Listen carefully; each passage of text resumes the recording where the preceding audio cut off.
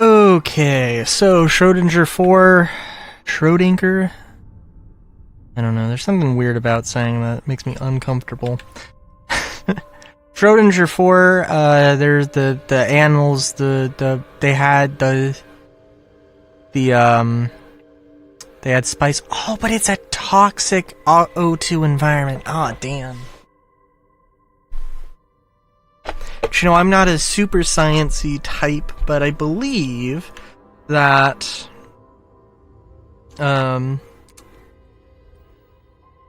oxygen is actually poisonous, and it's like there's a fine balance that we as humans can breathe in. I'm sure I've said before, and I think, I don't know, at least the understanding that there's a between like 16% and 24% or something, or 22%. I don't know. If you're a spacefaring colonist looking for the number and you're searching random YouTube videos and you found me before anything else, I would really love to know what situation you're in, but I'm either cryogenically frozen, a brain in a jar, or dead. So, oh god. Yeah. Try a different thing. Also, I'm sorry, I don't know why I'm talking this video, actually. You know what, it's fine. It doesn't matter. I did a different thing, where instead of muting, I just turned down the input for my microphone, so... But yeah, no, there was that one that was like, that took a bazillion bullets and did not die, and I was a little weirded out. I mean, I don't know, I don't know if we can really say I play Starfield, but at the same time, I do think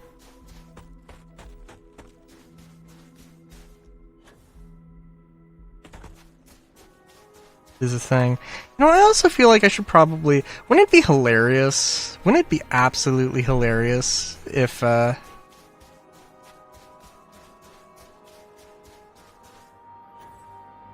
I'm sure that there's a mod that turns off the, oh, you're modded so you can't get achievements. Which, I mean, I don't know. It's really funny because, like, for some reason, I installed a mod like that for Fallout 4, and I went from having 0 achievements, because I literally never have played Fallout 4 vanilla, to, all of a sudden, like, these bazillion things happened, because it's like, oh my god, yes, you have played Fallout 4, because I've done all of the things.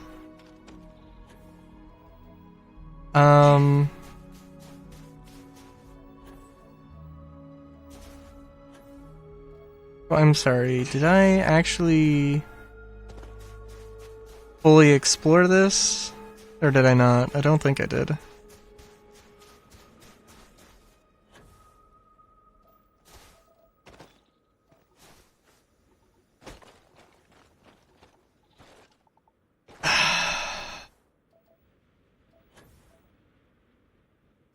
Trying to think, is there any other interesting, fun tidbits that are birthday related?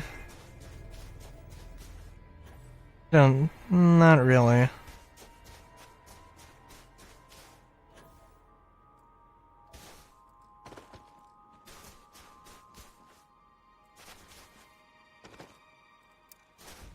Oh, there we go. Cool. Also, 5 features here. Damn.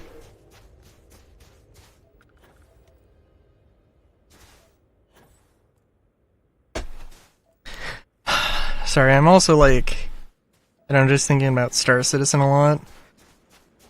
I need to do a video. Because there's gotta be, like, I feel like somebody has to point out how bullshit the whole Nix 1 thing is. Because, okay, if you don't know, and this is like, feels like it's forever ago, but Nix is a system that's unclaimed by the one human government in the, there are alien governments, but there's one human government, right?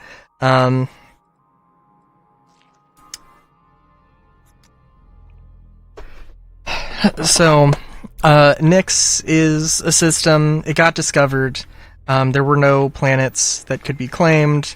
The first one was coreless, so it doesn't have a magnetosphere, similar sort of thing that happened with Earth, and, you need a core to have a magnetosphere. How it worked in Starfield, my understanding is that the magnetosphere actually like weakens and then shifts polarities a certain amount of times. Or after a certain amount of time, magnetosphere like controls the ozone or something, and like maintains the ozone layer. So when that goes down, and it's like a natural thing that happens. My understanding anyway. But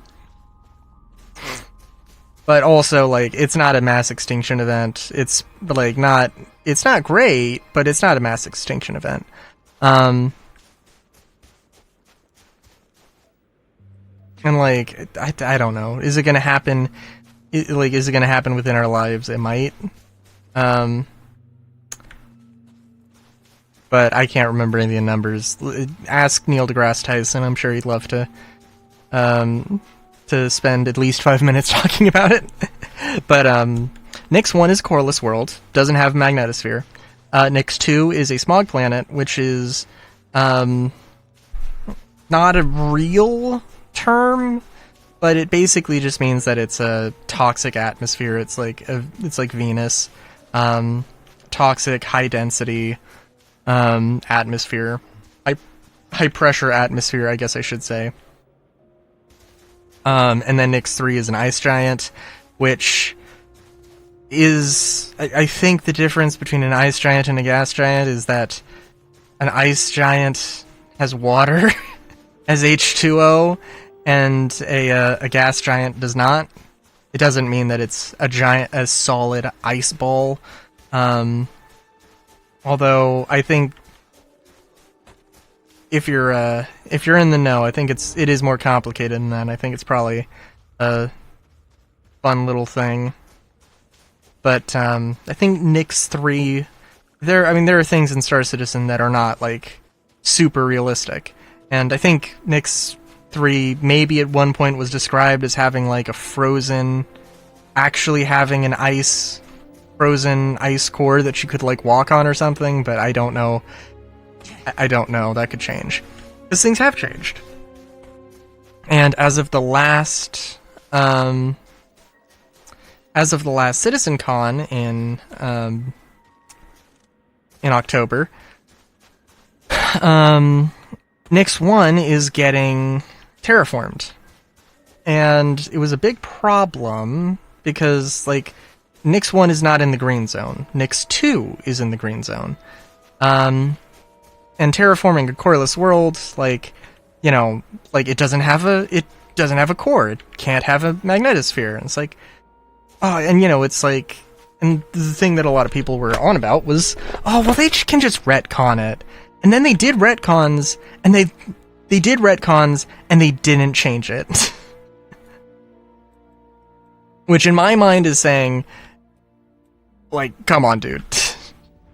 If they're not retconning this, I mean, it would be very easy to, and it would be completely fine if they did, but the real problem is that, like, they're setting it up, you know, they have the newspaper, they have basically these newspaper articles for the, for loading screens, and it's very fun because you get a little bit of lore, like, tidbits, and sometimes, previews of things and stuff.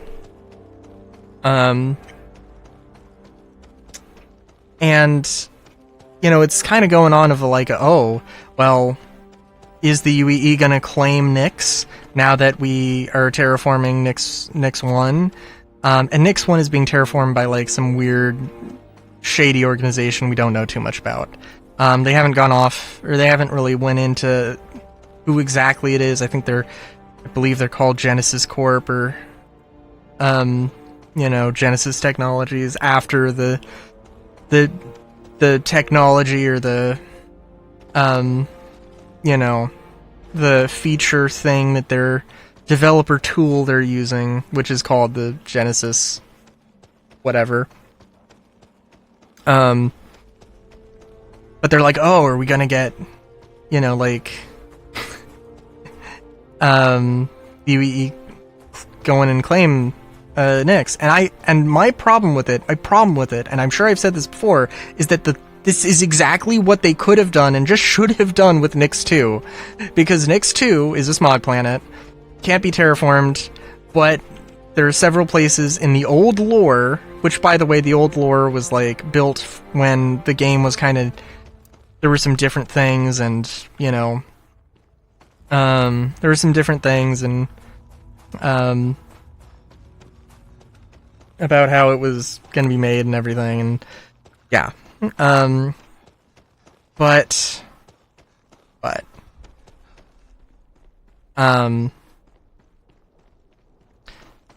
there are several places, at least 2 places, that I could find that are researching how to, terraform smog planets, and that just seems like, why not just do that? And I mean, like, oh, well, you know, we don't really care too much about a coreless planet, making a coreless planet, because, like, we wanna, but we do care about, because, like, that's basically just what we have already with, like, moons and stuff. Okay. And we want to make a smog planet. Okay. Then just turn Nyx 1 into a smog planet, and just into being also a smog planet. You know?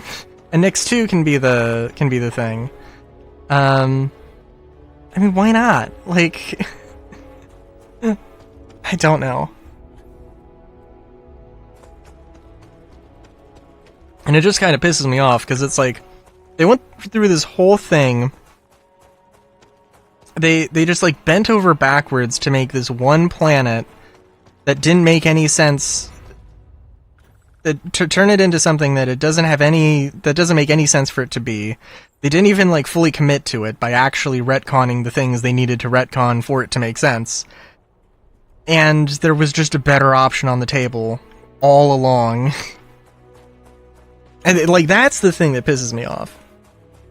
It's just, like, it doesn't make any sense, and it's like, why would you do this? And, you know, it's like one of those things where, I don't know. I have an appreciation for, I was playing through Fallout 4, and, I never actually went through the main quest fully. I don't think I ever actually got to the Institute, in fact. And,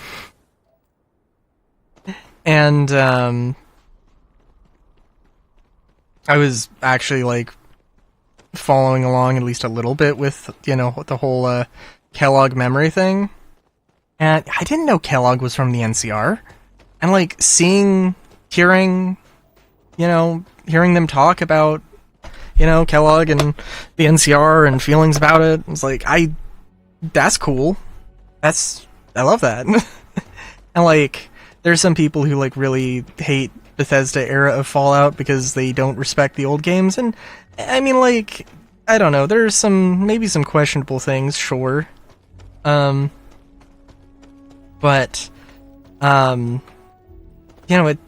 like disrespectful? Nah. I mean, like, I don't know. Like, the whole fusion core thing, I don't think anybody explained, like, what happened to fission batteries? Are fission batteries just not a thing? Or are fission batteries also in the universe? And like, I mean, if they got retconned out, cool, fine, that's not a problem. But, it's just a thing that's like, yeah, we should probably, it would be nice to know that, right? To actually hear somebody say that, And like, I mean, like the, I don't know, I do not like the,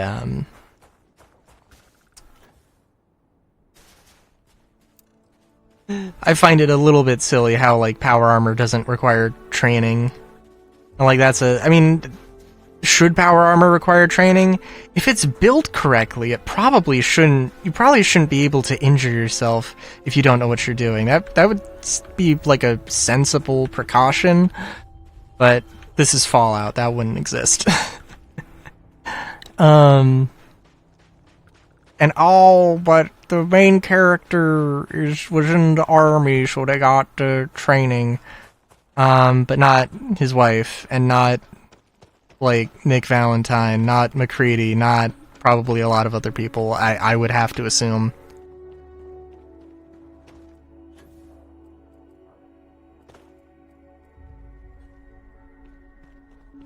But yeah, but I really appreciate when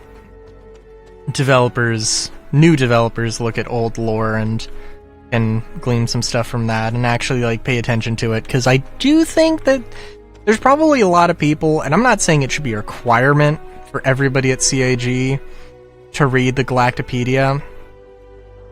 Like, God, I'm really... I'm excited for Thursday, which is the day that, like, the, I don't know, FPS Experience team, I guess, is talking about, and I don't know, but, I don't know actually if it is the FPS Experience team, or if it's, like, Zach Priest specifically, or if it's an entire team. I assume it's multiple people. I really don't want it to be a thing. I'm really hoping it's not a thing where it's like, guys, we're talking about FPS Experience, not FPS content. Why the fuck did you ask about FPS content? Because I read that thing, and it was just like, if you have any questions about anything FPS, I was like, well, yeah. So, I don't know, dude. But, I'm excited, but also, like, there's one company that exists solely on,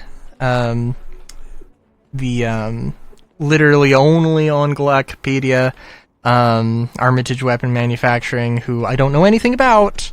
They didn't even actually describe any, like, model numbers or models that they have. They just described their sort of ethos, sort of brief summary about their history, and I'm like, I want to know more. And I have a feeling that a lot of the weapon content team probably does not know if they exist, unless they specifically are just, like, holding out weapons for Squadron 42 to get released. Which, maybe, but, like, probably not. They're in Vega. They're headquartered in Vega. Because they're, like, their whole thing, they don't like the, well, they really don't like Van Duel. They make weapons for militias on the sort of frontier that's for people who are fighting or like the Frontier systems that are fighting the Vanduul and probably everybody else, but that's sort of their main deal. They donate to charities that are deal with Vanduul, that kind of thing. Also, I was looking at some Squadron 42 stuff with, like, there's this giant mega freighter. It might be a barge. It might not be an actual ship, but it's called Big Blue. People have referred to it as. I think it looks massive. I think it looks like at least probably the volume of two 890s, but probably the length of an 890, just larger, just chunkier. And I want that thing so bad. I don't want to do cargo. I just want it to have a lot of space. Anyways, until next time, have a good day. Great day even. Chowskis.